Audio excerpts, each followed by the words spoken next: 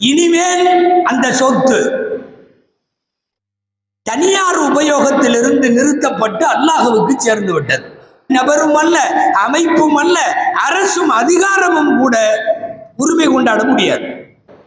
முதலாக இந்த உலகத்தில் அல்லாஹ்வுக்காக என்று பூமியை வக்ஃப் செய்தவர்கள் உமர் ரலியல்லாஹு அன்ஹு. வக்ஃப் போர்டுல மட்டும் 40 திருத்தம் இப்போது வேண்டும் என்று அறிக்கை வைத்திருக்கிறார்கள். 22 பேர்ல இப்ப புதுசா வரப்போற சட்டத்தின்படி 10 பேர் தான் முஸ்லிம்கள். அந்த 2 பெண்கள் சமயங்களில் இஸ்லாமிய சட்டம் எங்களை அடிமைப்படுத்துகிறது என்ற மாதிரி சொல்ற பெண்கள் கூட வந்து உட்கார்ந்துடலாம்.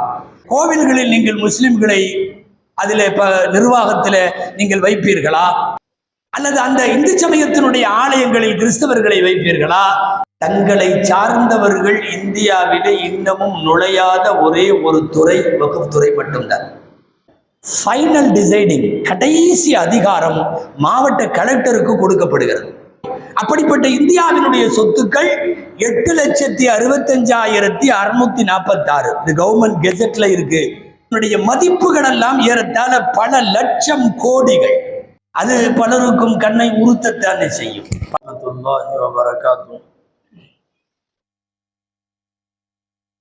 நஹ்மதுல்லாஹல் அஸீம்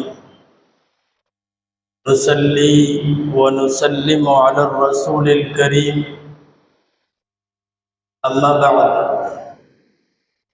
فقد قال الله سبحانه وتعالى في كلامه القديم والفرقان الحميد: أعوذ بالله من الشيطان الرجيم. بسم الله الرحمن الرحيم. ما كان لنبي أن يغل ومن يغلل يأتي بما غل يوم القيامة. صدق الله العظيم. وقال رسول الله صلى الله عليه وسلم: إذا مات الإنسان انقطع عنه عمله إلا من ثلاثة: صدقة جارية يتبعها، وعلم ينتفع به، وولد صالح يدعو له. صدق رسول الله صلى الله عليه وسلم. எல்லா புகழும் அல்லாஹு ஜல்ல ஷானுஹு தஆலா ஒருவனுக்கே உரித்தாகும். அருமைநாயகம் முஹம்மதுர் ரசூலுல்லாஹ் ஸல்லல்லாஹு அலைஹி வஸல்லம் அவர்களின் மீதும் நற்பாக்கியங்கள் நிறைந்த அவர்களுடைய உம்மத்தின் மீதும், குறிப்பாக இந்த ஜும்மா நன்னாளில் நம் அனைவர் மீதும் எல்லாம் வல்ல அல்லாஹுவின் நல்லருள் என்றென்றும் நிறைவாக உண்டாவதாக. ஆமீன். அல்லாஹு ஜல்ல ஷானுஹு தஆலா உலக வாழ்வை மனிதன் மறைந்ததற்கு பின்னால் இருக்கிற அடுத்த வாழ்க்கைக்கான களமாய், சேகரம் செய்யும் இடமாய் இறைவன் ஆக்கி வைத்திருக்கிறான். எம்பெருமானார் முஹம்மதுர் ரசூலுல்லாஹ் ஸல்லல்லாஹு அலைஹி வஸல்லம் அவர்கள் சொல்லுவார்கள், ஒரு மனிதன் மௌத்தாகிவிட்டால் எல்லா செயல்பாடுகளும் அவனை விட்டும் துண்டித்து போய்விடும், எல்லாம் நின்று போய்விடும். 3 மாத்திரம் அவனை பின்தொடரும். 1, அவன் இந்த உலகத்தில் ஏற்படுத்திய அவன் செய்த தான தர்மங்கள் கபருக்கு போனதற்கு பிறகும் அவனை துயரும். மக்களுக்கும் மானுடத்திற்கும் பலன் தரும் கல்வியை விட்டு சென்றால் கபருக்கு போன பிறகும் கூட கல்வி கை கொடுக்கும், கரம் சேர்க்கும். 3வது, துஆ செய்யக்கூடிய சாலிகான பிள்ளைகளை விட்டு சென்றால் பின்னாலே உள்ளவர்களின் துஆவினால் மன்னரைக்கு போனதற்கு பிறகும் இவனுக்கு மறுமை பலன்கள் வந்து சேரும் என்று நபி ஸல்லல்லாஹு அலைஹி வஸல்லம் அவர்கள் சொல்லுவார்கள். அந்த அடிப்படையில் தான் கண்ணை மூடியதற்கு பின்னால், மண்ணறைக்கு போனதற்கு பின்னால் வந்து சேருகிற நிலையான தர்மங்கள் எதையாவது மனிதர்கள் விட்டு போகிறார்கள்.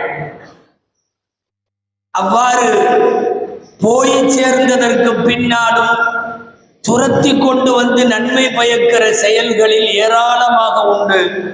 அதிலே இஸ்லாமிய சட்ட அடிப்படையில் வக்ஃப் என்று சொல்லக்கூடிய நிலையான தர்மங்கள் அது முக்கியமானது. பெரும் பெரும் செல்வந்தர்கள் வக்ஃப் செய்துவிட்டு இறந்து போவார்கள். அரசர்கள் வக்ஃப் செய்தார்கள். நிலப்புலன்களை,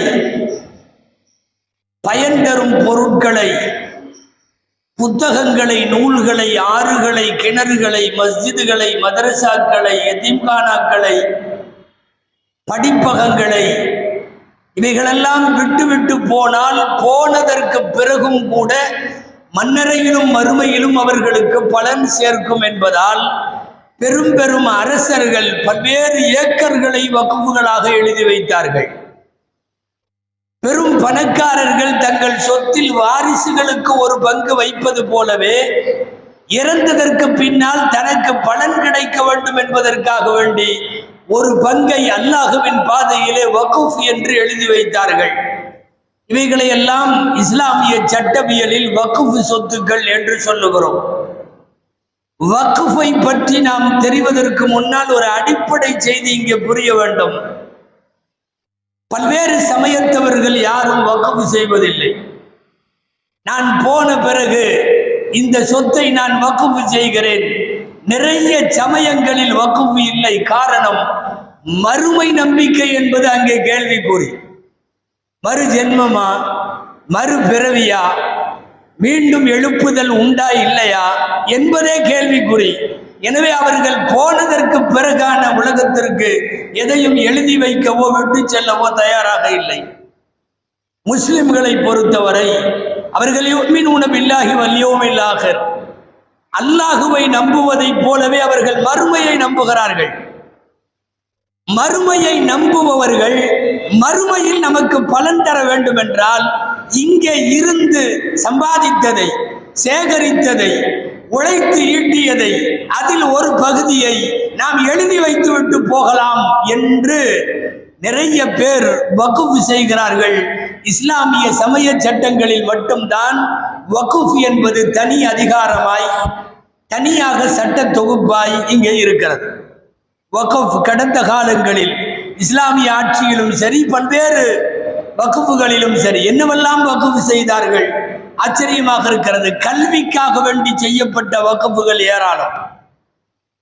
பள்ளிக்கூடங்கள், மதரசாக்கள், யூனிவர்சிட்டிகள், காலேஜுகள், நாம் கண்ணுக்கெதிரே பார்க்கிற எத்தனை பிரபலமான முஸ்லிம் மேனேஜ்மெண்டினுடைய காலேஜுகளோ எல்லாம் வக்ஃபாக யாரோ சில பேர் அல்லாஹ்விற்காக, எனது மறுமைக்காக நான் இதை வக்ஃப் செய்கிறேன் என்று சொல்லி எழுதி வைத்துவிட்டு போனவைகளின் பலன்களைத்தான் இன்றைக்கு கல்வி கற்கக்கூடிய மாணவர்கள், கல்வி கற்கக்கூடிய அடுத்த தலைமுறை அனுபவித்துக் கொண்டிருக்கிறது. கல்விக்காக வக்ஃப் நாம் கேள்விப்பட்டிருக்கலாம்.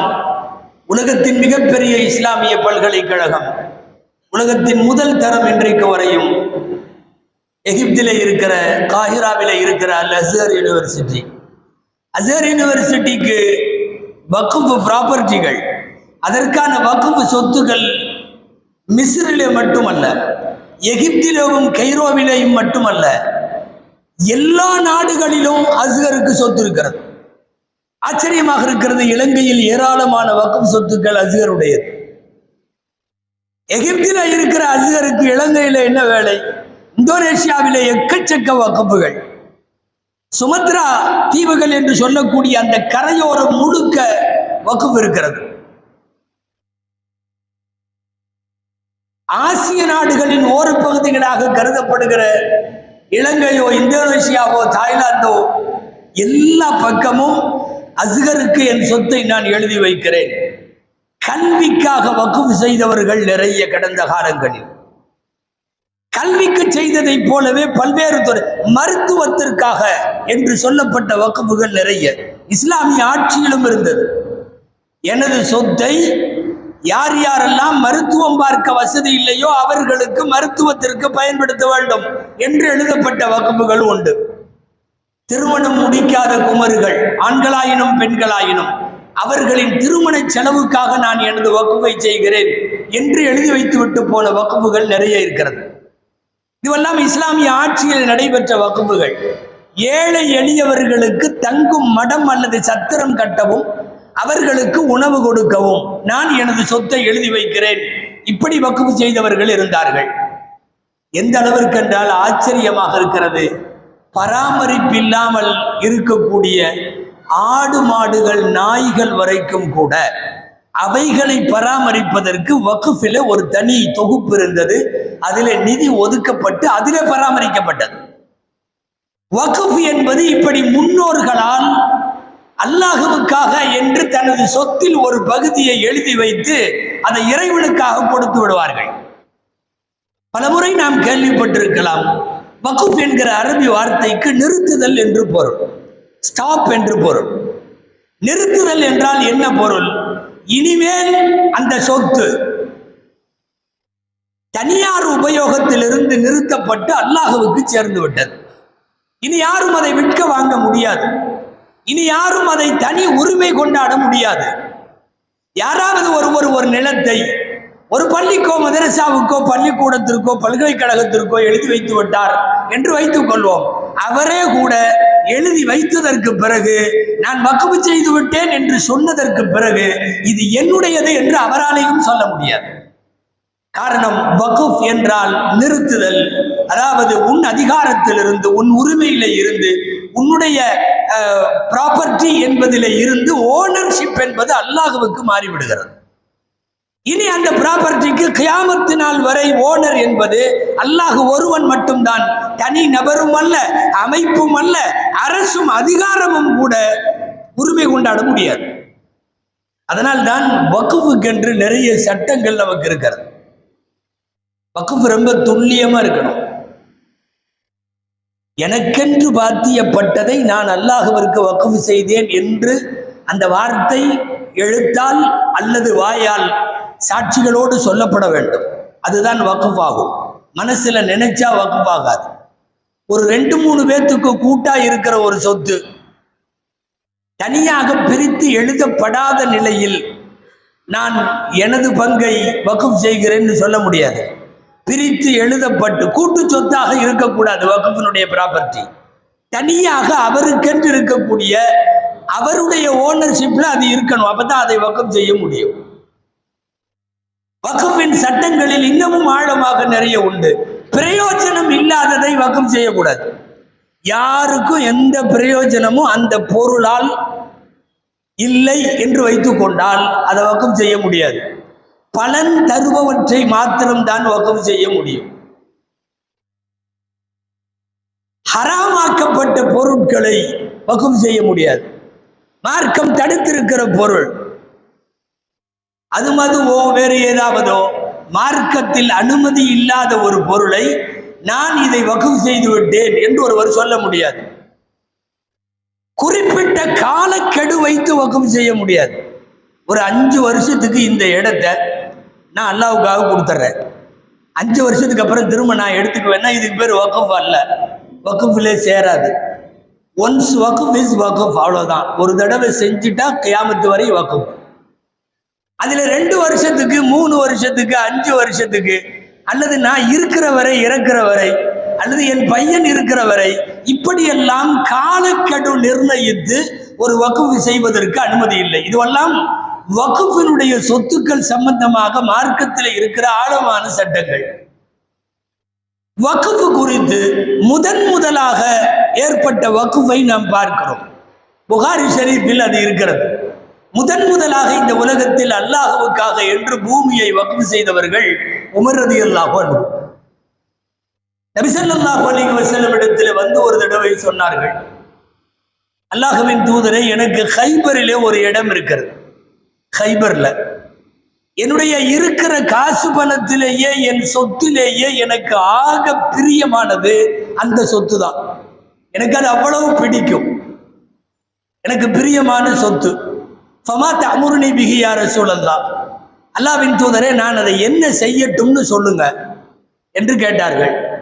எனக்கு ரொம்ப பிடிக்கும் பிரியமானதுன்னு சொல்றாங்க, அதே சமயத்தில் நீங்கள் சொன்னதை செய்கிறேன் என்றும் சொல்லுகிறார்கள். ரசூலுல்லாஹ் ஸல்லல்லாஹு அலைஹி வஸல்லம் உமர் ரலியல்லாஹு அன்ஹுவுக்கு ஆலோசனை கொடுத்தார்கள். யாருக்கும் விற்க வேண்டாம், முதல்ல அந்த அசலை, அந்த சொத்தின் உரிமையை நீங்கள் கையில வைத்துக் கொண்டு முதலில் ஒரு வேலை செய்யுங்கள், அதன் பலன்களை வக்ஃப் செய்யுங்கள். அந்த பூமியில இருந்து விளையும் எல்லாம் எனக்கானதல்ல, அது பொதுமக்களுக்கானது. நான் அல்லாஹ்வுக்காக வக்ஃப் செய்கிறேன். கூடவே நிபந்தனை எழுத சொன்னார்கள், முக்கியமான 3 நிபந்தனை. அல்லாஹ் யுபா, யாருக்கும் இந்த பூமியை யாரும் விற்கக்கூடாது. வால யூஹப், யாரும் யாருக்கும் இதை அன்பளிப்பு செய்யக்கூடாது. வால யூரஸ், யாரும் யாருக்கும் இந்த சொத்தை வாரிசாக கருதக்கூடாது. இது யாருக்கும் வாரிசா போய் சேராது, யாருக்கும் இந்த இடத்தை விற்கவும் கூடாது, யாருக்கும் அன்பளிப்பாகவும் கொடுக்க கூடாது. இது சட்டம், அப்படி வைத்துக் கொள்ளுங்கள் என்று உமர் ரலியல்லாஹு அன்ஹு இந்த நிபந்தனைகளை உள்ளடக்கி எழுதி தந்த இந்த வக்ஃப் தான் இஸ்லாமிய வரலாற்றின் முதல் வக்ஃப் என்று சொல்லி இது சஹீஹுல் புகாரியிலே பதிவாக இருக்கக்கூடிய நபிமொழி. இந்த அடிப்படையில் இஸ்லாமிய உம்மத்து உலகம் முழுக்க பல்வேறு நலப்பணிகளுக்காக செலவு செய்கிறது. நலப்பணிகள் என்றால் நாம் கபருக்கு போனதற்கு பிறகோ மன்னரைக்கோ மறுமைக்கோ பயன் தரத்தக்க வகையில் எதுவெல்லாம் இருக்குமோ அந்த அடிப்படையில் அத்தனை வக்ஃபுகளை செய்தது. குறிப்பாக இந்திய மண்ணில் எக்கச்சக்கமான வக்ஃபுகள் செய்யப்பட்டது. குறிப்பாக 800 வருஷ காலம், சுமார் 760 வருஷ காலம் இந்த மண்ணை ஆண்ட முகலாய மன்னர்கள் பல 100 ஏக்கர்கள் அல்ல, பல்லாயிரம் ஏக்கர்களை ஒவ்வொரு அரசும் வக்ஃபாக செய்தது. பல்வேறு சமயத்தவர்களுக்கு அவர்களுக்கும் வழங்கினார்கள். வரலாற்றில் ஆதாரம் உண்டு. ஆலயங்கள் கட்ட, ஏன் கோவில்களுக்கெல்லாம் கூட தானமாய் நிலங்களை வழங்கிய இஸ்லாமிய அரசர்கள் உண்டு. மறுபக்கம் முஸ்லிம்களுக்கு மாத்திரம் பயன் தரத்தக்க வகையில் வக்ஃப் செய்வதாக பல்லாயிரம் ஏக்கர் நிலங்களை முகலாய மன்னர்கள் கடந்த காலங்களில் வக்ஃப் செய்தார்கள். ஏழை எளியவர்களுக்கு உதவுவதற்காக, பள்ளிவாசல்களுக்காக, மதரசாக்களுக்காக, கல்விக்கூடங்களுக்காக, இப்படியெல்லாம் ஏழை எளியவர்களுக்காக நிறைய வக்ஃபுகள் செய்யப்பட்டது. ஆச்சரியம் என்ன தெரியுமா? அகில உலகத்தில் இருக்கக்கூடிய முஸ்லிம்கள் வாழக்கூடிய சவுதி உட்பட அத்தனை நாடுகளை விடவும் அதிகமான வக்ஃப் நிலங்களை கொண்டிருப்பது இந்தியா தான். 54 முஸ்லிம் நாடு உலகத்தில் இருக்கிறது. 54 முஸ்லிம் நாடுகளிலும் இல்லாத அளவுக்கு வக்ஃப் ப்ராப்பர்ட்டிகள் இருப்பது இந்தியாவில் மட்டும்தான். காரணம், இங்கே ஆண்ட அரசர்கள் எழுதி வைத்தார்கள், இங்கே வாழ்ந்த தனவந்தர்கள் எழுதி வைத்தார்கள், வணிகர்கள் எழுதி வைத்தார்கள்.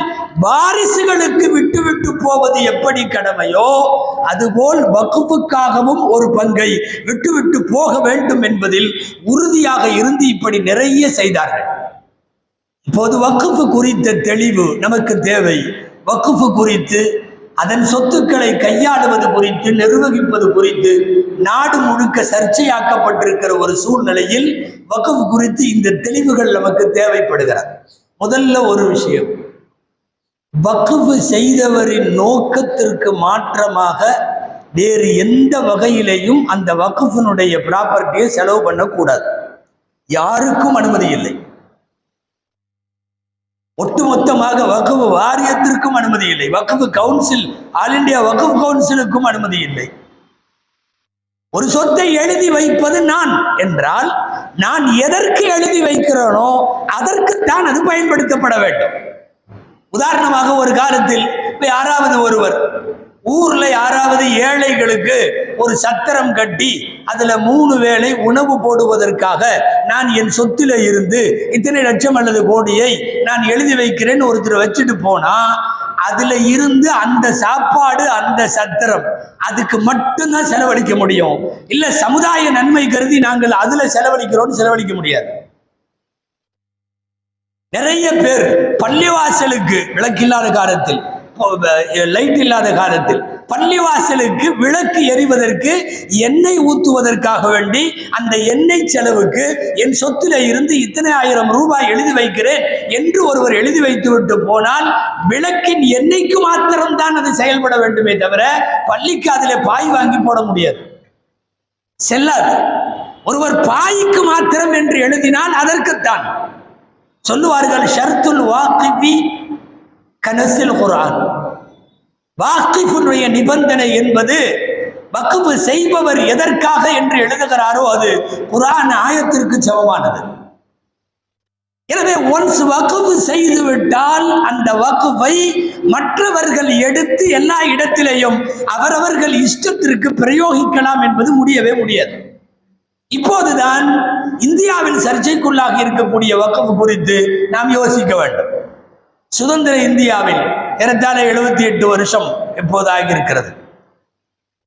7 வருஷத்திற்கு பின்னால் 47க்கு பின்னாடி 1954 இந்தியாவிலே இருக்கிற வக்ஃப் சம்பந்தப்பட்ட எல்லா சொத்துக்களையும் கையாளுதல், பராமரித்தல், நிர்வகித்தல் குறித்த தெளிவான ஒரு வரைவு அரசியலமைப்பு சட்டத்தில் இடம்பெறுகிறது. 1954 இந்த சட்டத்தின் பிரகாரம் வக்ஃப் நிர்வகிப்பதற்கு ஒரு குழு, ஒவ்வொரு தனித்தனி வக்ஃபுகளையும் பராமரிப்பதற்கு ஒரு ஆள் நியமிக்கப்பட வேண்டும், அவருக்கு முத்தவல்லி என்று பெயர் என்றெல்லாம் அந்த 54 நிபந்தனைகள் பேசுகிறது. ஓரளவு அது போதுமாக இருந்ததை இன்னமும் கொஞ்சம் விரிவுபடுத்தி வக்ஃப் குறித்த நிபந்தனைகளை 1995 ஏறத்தாழ 30 வருஷத்திற்கு முன்னாலே எக்கச்சக்கமான திருத்தங்களோடு ஒரு புதிய வக்ஃபுக்கான அறிக்கை தயாராகிறது.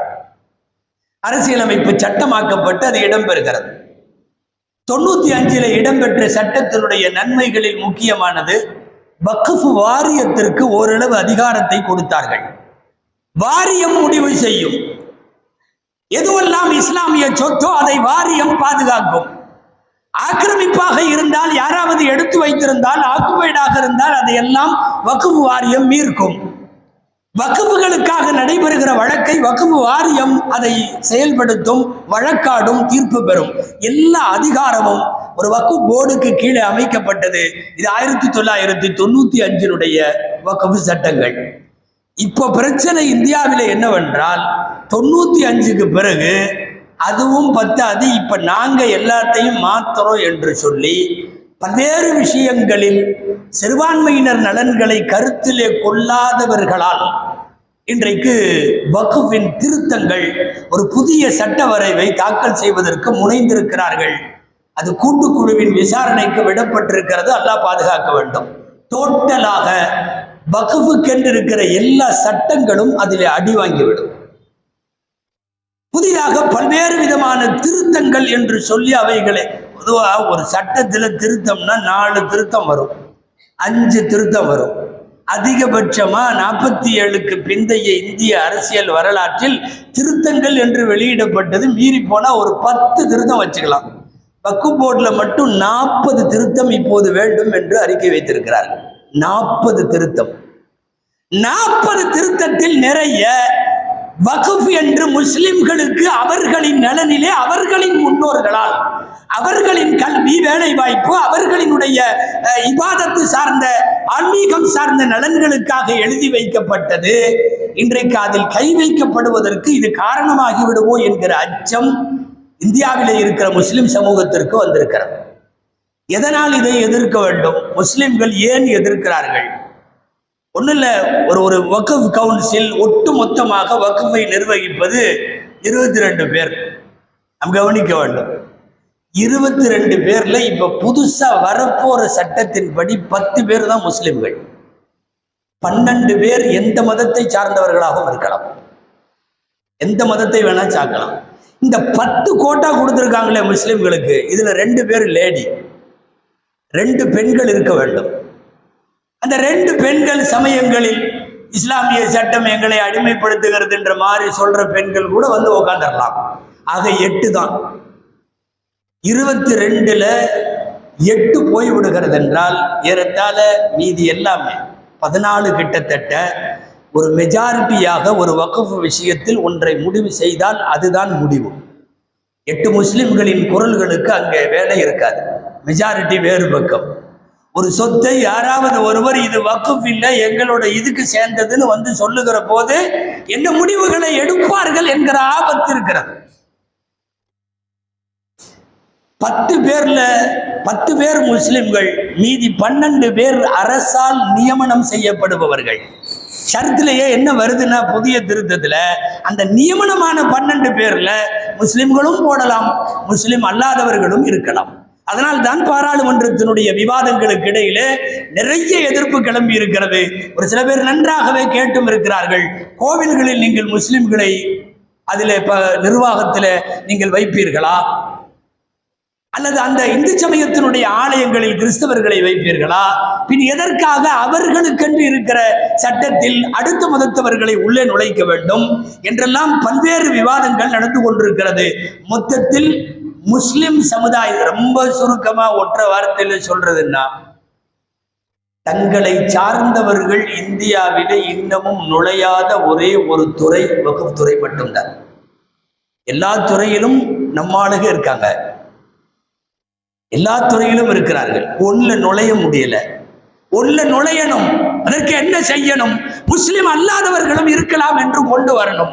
கொண்டு வந்த ஆட்டோமேட்டிக்கா உள்ளே வருபவர்கள் வந்து விடுவார்கள், நடப்பது நடக்கும் என்கிற அடிப்படையில் எல்லாம் இது ஆபத்துகளை தோற்றுவித்து விடுமோ என்கிற பயம் இயற்கையாக ஏற்கனவே பல முறை அடிவாங்கி இருக்கிற முஸ்லிம் சமூகத்திற்கு இந்த பயம் வருவது இயற்கை தான்.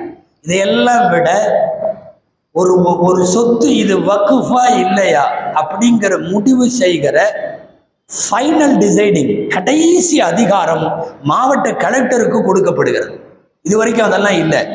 இப்ப சொல்லுகிற திருத்தப்படி யாராவது ஒருத்தர் வந்து இந்த இடம் வக்ஃபோடது இல்லை, இது எங்க ஊர்ல உள்ள இதுக்கு சொந்தமானது அதுக்கு சொந்தமானது அப்படின்னு யாராவது ஒருத்தர் வந்தா விவாதம் எல்லாம் நடக்கும். அது இதெல்லாம் கவுன்சில்ல பேசுவாங்க.